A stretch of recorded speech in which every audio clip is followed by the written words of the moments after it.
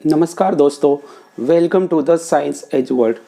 दोस्तों, आज से हम कुछ ऐसे बिंदुओं पर डिस्कस करेंगे जो जीव विज्ञान के क्षेत्र में आपकी समझ को विकसित करने के लिए सिद्ध होंगे, या फिर यूँ कहें कि जीव विज्ञान के क्षेत्र में आपके बेसिक्स, आपकी नींव के पत्थर को मजबूत करेंगे, ताकि आप कठिन से कठिन जीव विज्ञान की विषय वस्तु को आसानी से समझ सको।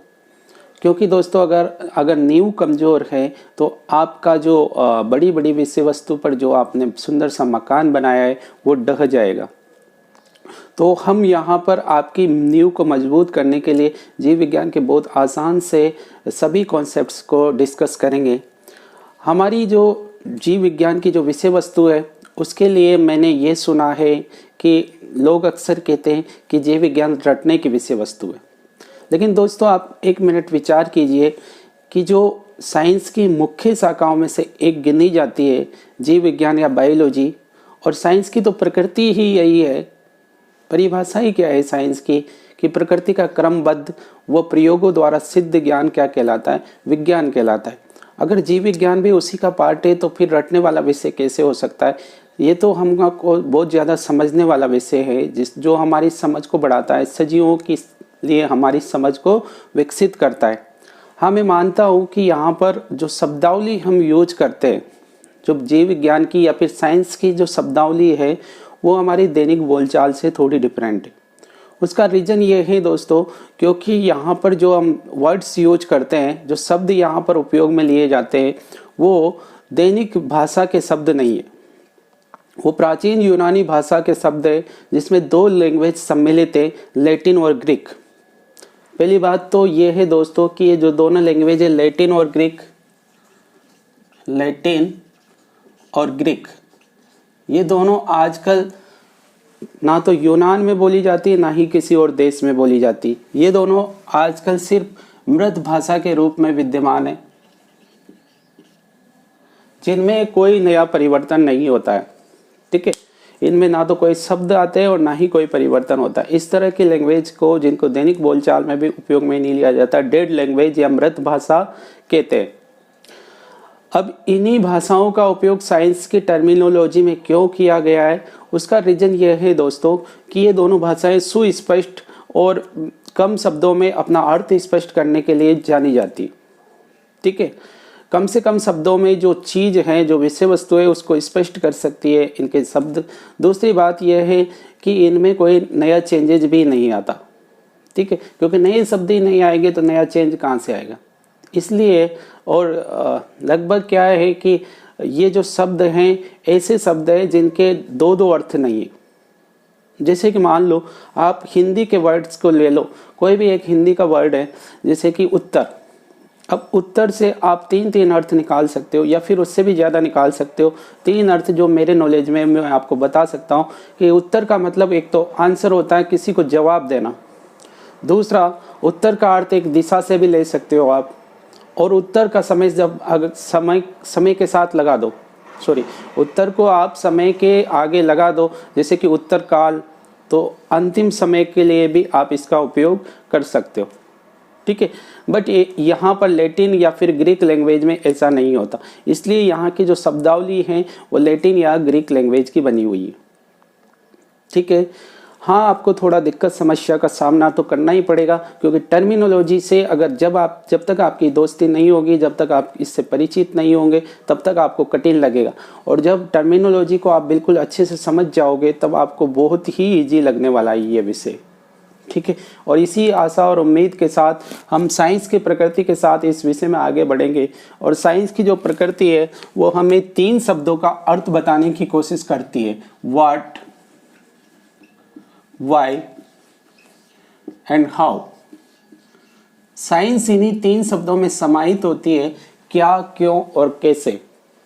ठीक है, हर प्रकृति की हर वो चीज़ जो आपको दिखाई देती है या फिर महसूस होती है, वो चीज़ क्या है, वो कैसे है और वो क्यों है, प्रकृति में उसका अस्तित्व क्यों है। हर चीज़ जिसका कोई ना कहीं उस अस्तित्व हो, चाहे वो आपको दिखे या नहीं दिखे, हो सकता है कि वो फील हो, लेकिन अस्तित्व जरूर होना चाहिए। उस प्रकृति की, उस वस्तु के बारे में जानने की कोशिश करना ही हमारी साइंस है।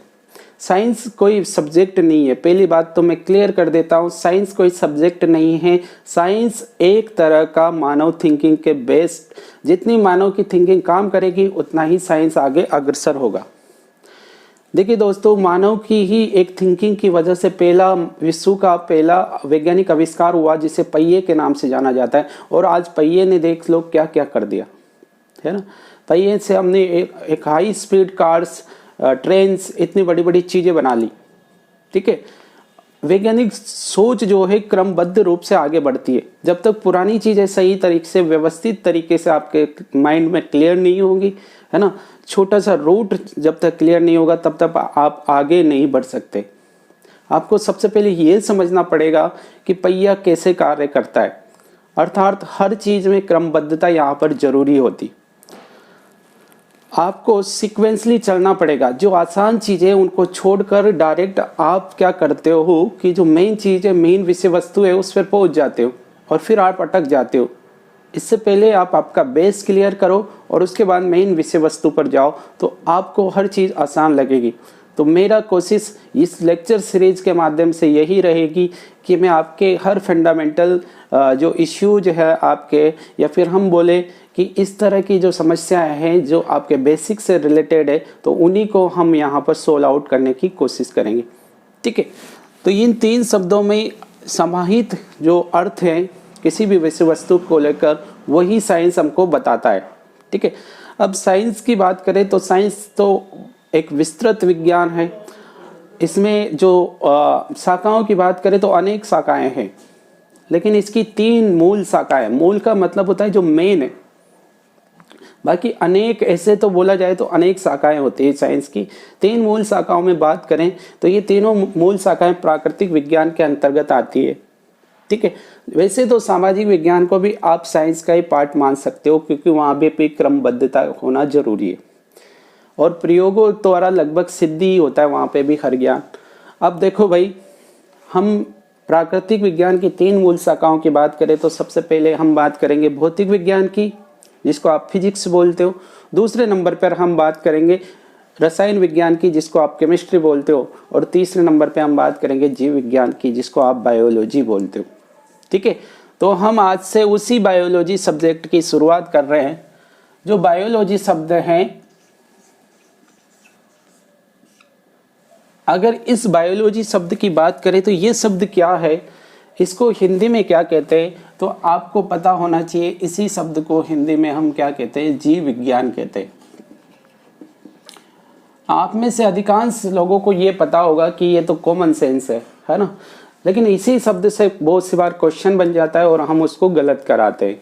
ठीक है, जैसे आपसे पूछा जाए कि बायोलॉजी जो वर्ड है, ये शब्द है जो कौन से शब्दों से बना है, तो देखो ये जो बायोलॉजी शब्द है ये लैटिन या ग्रीक भाषा के 2 शब्दों से बना है। ठीक है, वो शब्द हमारे पास है बायो प्लस लॉजी।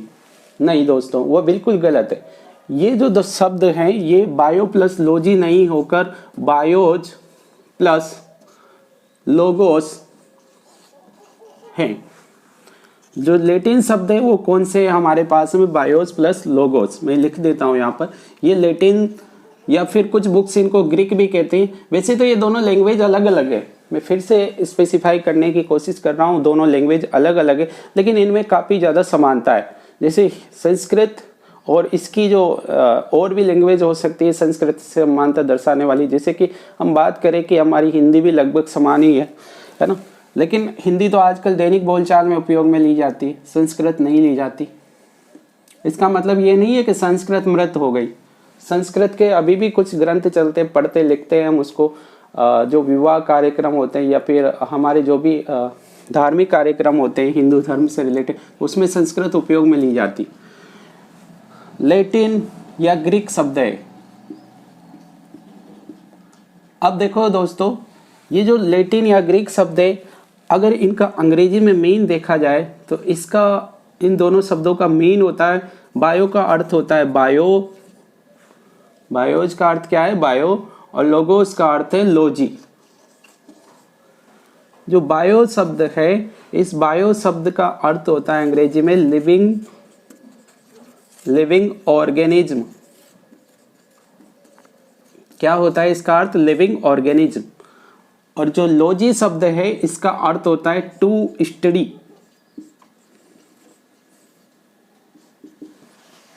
अर्थात लिविंग ऑर्गेनिज्म की स्टडी करना।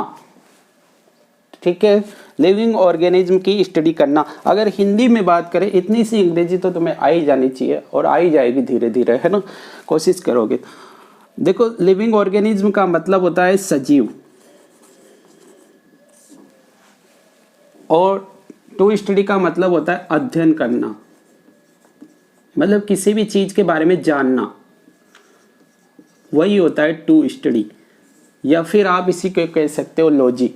यहाँ पर जो स्टडी की जाएगी वो ऐसी स्टडी होनी चाहिए जिससे कहीं ना कहीं आपके दिमाग में कॉन्सेप्ट्स क्लियर हो, ना कि कॉन्सेप्ट्स उलझे। हम तथ्य से भटक के कार्य नहीं करेंगे, हम उस हर कॉन्सेप्ट को इजी करने की कोशिश करेंगे, ना कि उसको तोड़ मरोड़ कर प्रस्तुत करेंगे। ठीक है, तो सजीवों के बारे में अध्ययन करना क्या कहलाता है? जीव विज्ञान कहलाता है। अगर इन दोनों शब्दों को हम मिला दें, सजीव प्लस अध्ययन करना को, तो हमारे पास बनेगा अर्थात सजीवों का अध्ययन करना। अर्थात सजीवों का अध्ययन करना, यही क्या कहलाता है? जीव विज्ञान कहलाता है। ठीक है दोस्तों, तो हमारे पास एक नया शब्द आया, सजीव या लिविंग ऑर्गेनिज्म। हम स्टेप वाइज स्टेप आगे बढ़ेंगे और हमारे जो पढ़ने का जो आधार होगा, आधार तो होना जरूरी है, क्योंकि एजुकेशन में अगर आधार नहीं तो हम भटक जाएंगे कि क्या आधार मान के हम पढ़ रहे हैं। तो मैं आपके सामने क्लियर कर देता हूं कि हमारा जो आधार है वो आधार है एनसीईआरटी।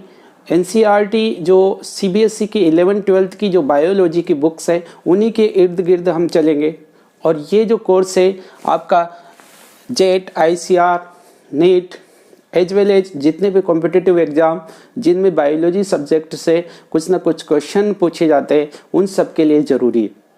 ठीक है, क्योंकि अगर ये चीज़ आपको नहीं आती तो इसका मतलब आपका बेस कमज़ोर है, और बेस कमज़ोर है तो जड़ें हिल जाती है और मकान गिर जाता है।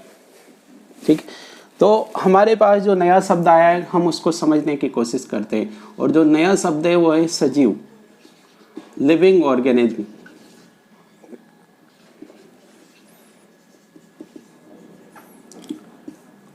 अच्छा, क्या होता है सजीव? किस प्रकार से हम इसको स्पेसिफाई कर सकते हैं या फिर हम इसको अलग कर सकते हैं अन्य चीज़ों से? अन्य चीज़ मतलब कि निर्जीवों से। प्रकृति में या तो कोई भी चीज़ सजीव होगी या फिर निर्जीव होगी। अगर आप इसका अर्थ जानने की कोशिश करोगे तो आपके माइंड में एक चीज़ आएगी कि जिसके भी अंदर जीवन है, जीवन मतलब कि लाइफ है, जिसकी कुछ ना कुछ लाइफ है ना, वो सब क्या है? सजीव होते हैं। या फिर आप अनदर वर्ड्स में ऐसे भी कह सकते हो कि जो एक निश्चित समय पैदा होता है, फिर उसके बाद बड़ा होता है, उसके बाद में मर जाता है, मतलब जिसका लाइफ स्पान है, जीवन काल।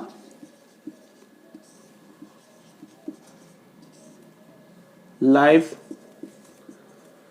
स्पान।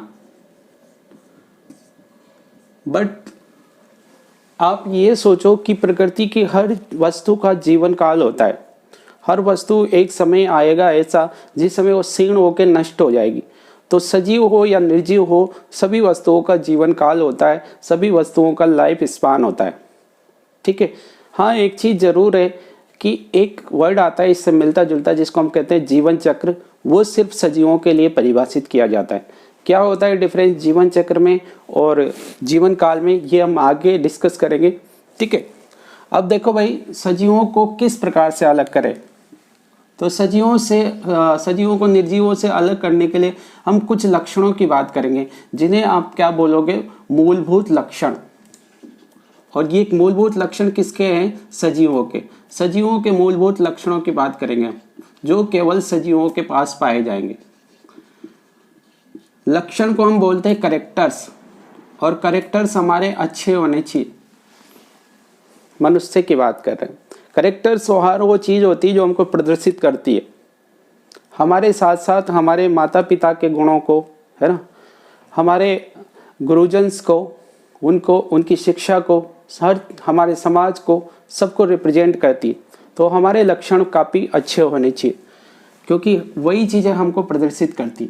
तो यहाँ पे भी सजीवों को प्रदर्शित करने के जो इनके पास जो मूलभूत लक्षण पाए जाते हैं, जो फंडामेंटल कैरेक्टर्स या कैरेक्टरिस्टिक्स बोल सकते हो आप इनको, फंडामेंटल कैरेक्टरिस्टिक्स, है ना, ये जो होते हैं वो कौन कौन से है, तो आपको याद रखना है सजीवों के अंदर वैसे तो बहुत सारे मूलभूत लक्षण मान सकते हो आप, लेकिन उसमें से बेसिकली 4 मूलभूत लक्षण मैं आपको बताने वाला हूं। और अगर आपने वो 4 मूलभूत लक्षण याद कर लिए तो उसके बाद में आपको यहाँ से कोई दिक्कत समस्या नहीं आएगी सजीवों और निर्जीवों को पहचानने में।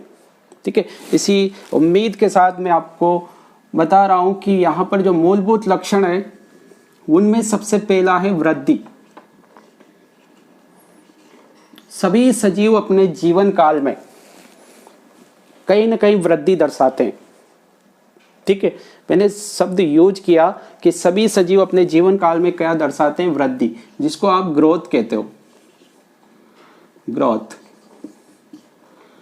सभी सजीव अपने जीवन काल में क्या दर्शाएंगे, वृद्धि या ग्रोथ।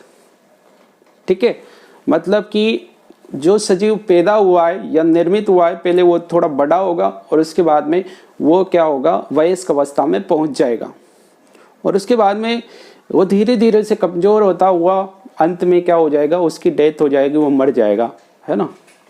अब देखो, इस तरह से अगर वृद्धि हो रही है तो इसको हम बोल सकते हैं सजीवों का एक मूलभूत लक्षण। जबकि आपका एक पत्थर है, उसका जीवन काल जरूर है, एक समय ऐसा आएगा जब वो पत्थर मिट्टी में कन्वर्ट हो जाएगा, या फिर आपके बड़े बड़े से दीवारें हैं, कोई भी चीज़ है, उनका एक निश्चित जीवन काल है, उसके बाद में वो खत्म होएगी, है ना। बट वो वृद्धि नहीं करती। ऐसा तो है ही नहीं कि आपका पत्थर आज इतना है और 10 साल बाद में देखोगे तो वो काफ़ी ज़्यादा बड़ा हो गया या थोड़ा बड़ा हो गया, है ना, उसके आकार में वृद्धि होगी, ऐसा नहीं है ना। लेकिन हमारी एनसीईआरटी जो है वो ये कहती है कि वृद्धि निर्जीवों में भी हो सकती है। बस ये फर्क सिर्फ इतना है, सजीव जो वृद्धि करेंगे वो कहाँ से करेंगे, आंतरिक रूप से करेंगे, और निर्जीवों में जो वृद्धि होगी वो बाह्य सतह से होगी, किसी और पदार्थ के जमने की वजह से। एनसीईआरटी ने एक्सप्लेन किया है कि जो पहाड़ है, पहाड़ों पे भी लगातार डस्ट जमा होती रहती है या कचरा जमा होता रहता है, इसकी वजह से जो पहाड़ वगैरह है वो भी धीरे धीरे थोड़ी सी क्या कर लेते हैं, वृद्धि कर लेते हैं। लेकिन वहाँ पे जो वृद्धि होती है वो बाह्य रूप से होती है, एक्सट्रिंसिक ग्रोथ कहते हैं हम, और सजीवों में जो वृद्धि होगी वो आंतरिक रूप से होगी, और उसका मेन रीजन जो होगा वृद्धि का वो होगा कोशिका विभाजन। ठीक है, तो आपको यहाँ याद रखना है कि वृद्धि का रीजन क्या होगा, कोशिका विभाजन। हम पूरा डिस्कशन करेंगे कोशिका विभाजन क्या होता है, किस तरह से होता है, कोशिकाएं क्या होती, सब चीजें डिस्कस करेंगे हम। विभाजन अभी हमारा टारगेट है क्रमबद्धता के साथ चलना, है ना। जब हम सारी चीजें समझने लग जाएंगे तब हम एक एक पॉइंट को क्लियर कर चुके होंगे।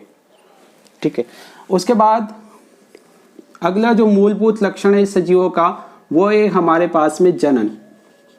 अभी अभी मैंने आपको बताया कि सजीव क्या करते हैं, वृद्धि करते हैं, पैदा होते हैं, उसके बाद वृद्धि करते हैं, वयस्क अवस्था में पहुंच जाते हैं, उसके बाद कमजोर होते हैं और मर जाते हैं।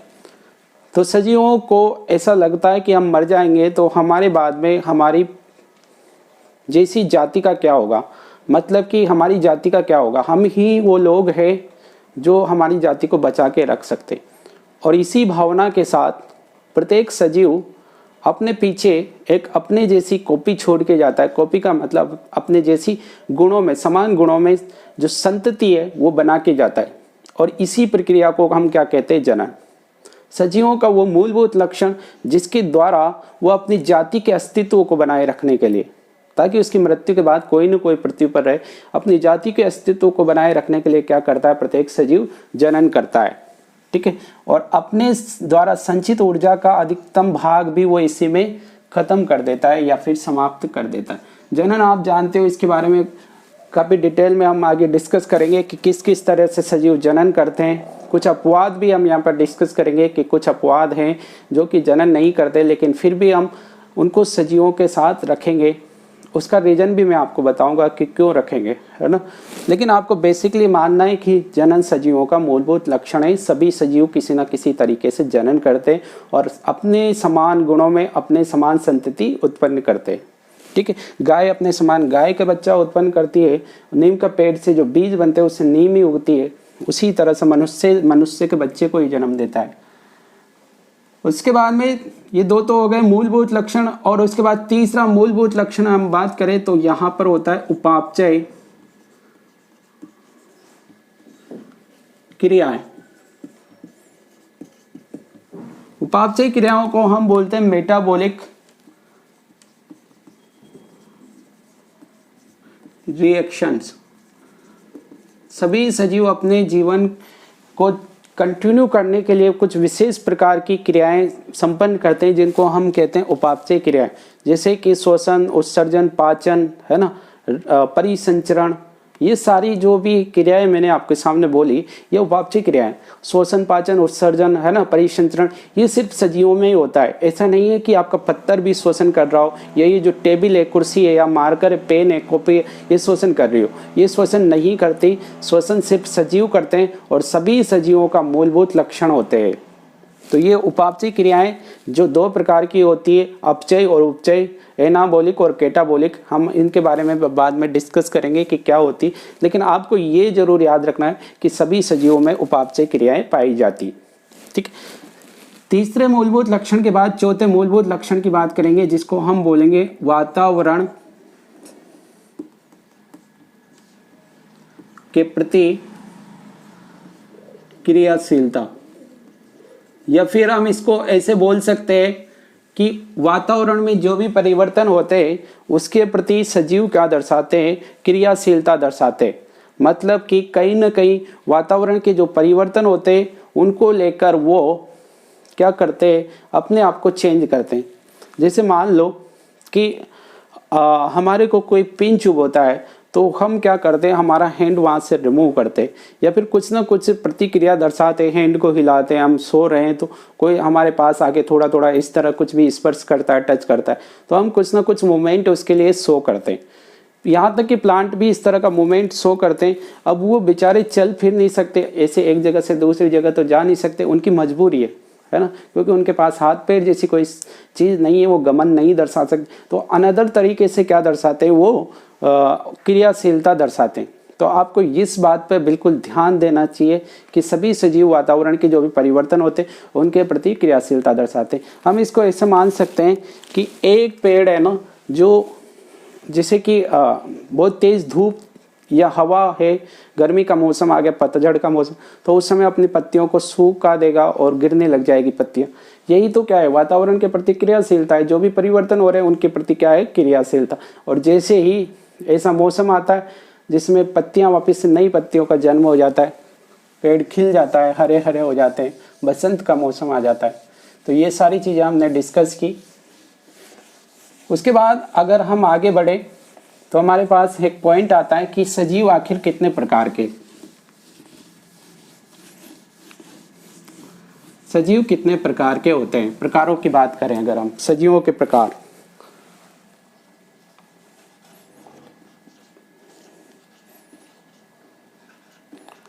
तो फिर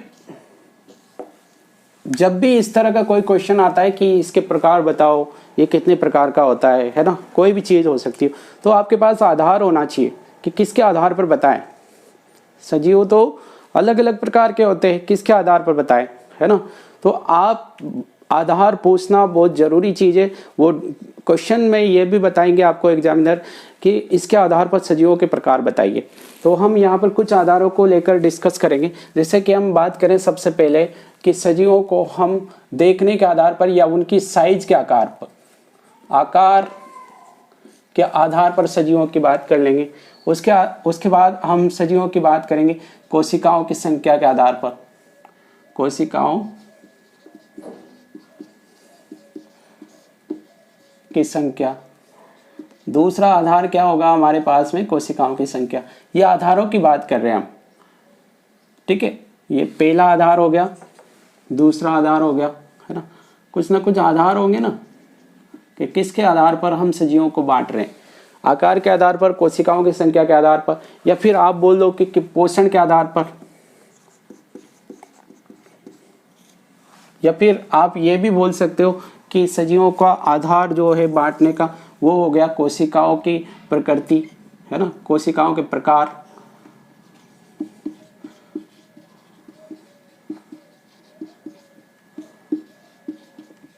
प्रकार बोलो या प्रकृति बोलो बातें की। अब देखो, आपसे बोला जाए कि आपके सजीवों को आप बांटो, किसके आधार पर बांटने, ये सारे चीजों में हम किसके बारे में बात करेंगे, सजीवों की, कि सजीव कितने प्रकार के होते हैं, है ना। हमारा मेन फोकस सजीव पर है, सजीव कितने प्रकार के। तो देखो भाई, अगर आप आकार के आधार पर बात करो, आपका जो बेस है आधार क्या है, आकार, तो आकार के आधार पर या तो आपके सजीव होंगे छोटे, बहुत छोटे, है ना, अति सूक्ष्म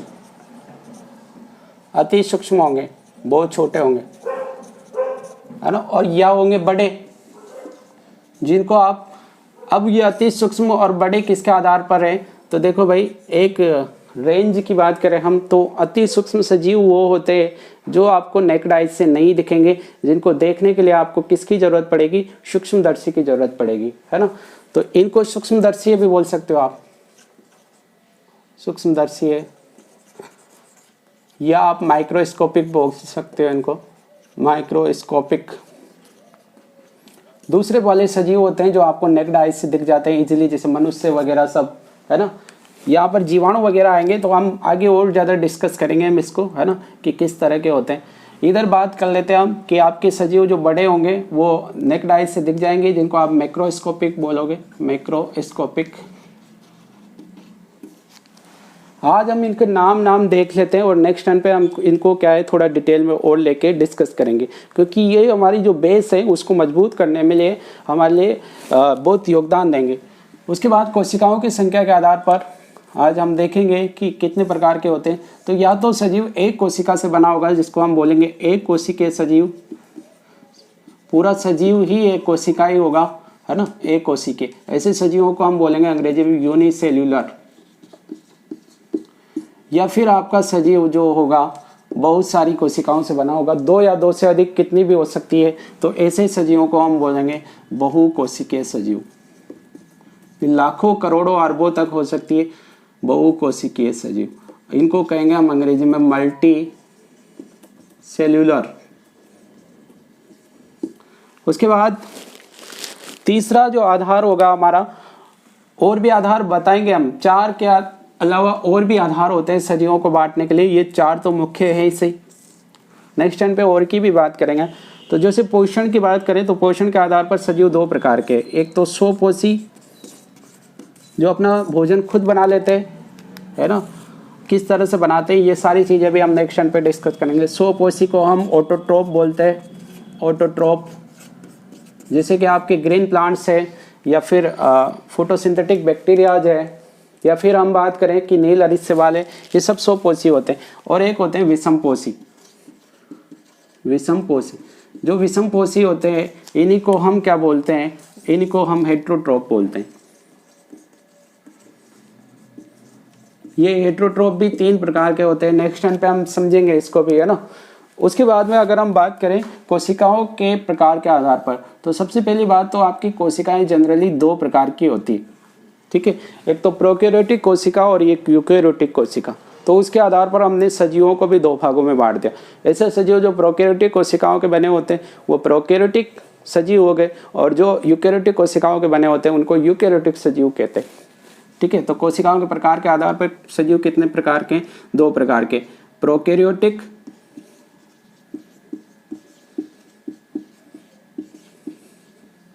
है ना। ये प्रोकैरियोटिक और यूकैरियोटिक कोशिकाओं के भी प्रकार है, और उन कोशिकाओं से बनने वाले सजीवों के भी प्रकार है। प्रोकैरियोटिक सजीव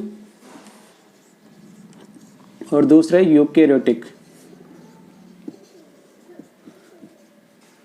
बेसिकली ये कोशिकाओं के प्रकार है, लेकिन सजीवों को भी हम इस प्रकार से कैटेगराइज कर सकते हैं कि जिनमें प्रोकैरियोटिक कोशिकाएं पाई जाएगी उनको प्रोकैरियोटिक सजीव कहते हैं, और जिनमें यूकैरियोटिक कोशिकाएं पाई जाएगी उनको यूकैरियोटिक सजीव कहेंगे। क्या होती है प्रोकैरियोटिक और यूकैरियोटिक? तो जो अविकसित प्रकार की कोशिकाएं जिनमें सुविकसित केंद्रक नहीं पाया जाता उनको कहते हैं हम प्रोकैरियोटिक, और जिनमें सुविकसित केंद्रक पाया जाता है उनको कहते हैं यूकैरियोटिक। तो आज का हमारा डिस्कशन यहीं तक रहेगा और आपको सब कुछ समझ में आया होगा। हम आधार को मजबूत करने की कोशिश कर रहे हैं, इसी आशा और उम्मीद के साथ कि आप मेरी बात को ठीक से समझ पाए होंगे। आज की क्लास को हम यहीं पर विराम देंगे।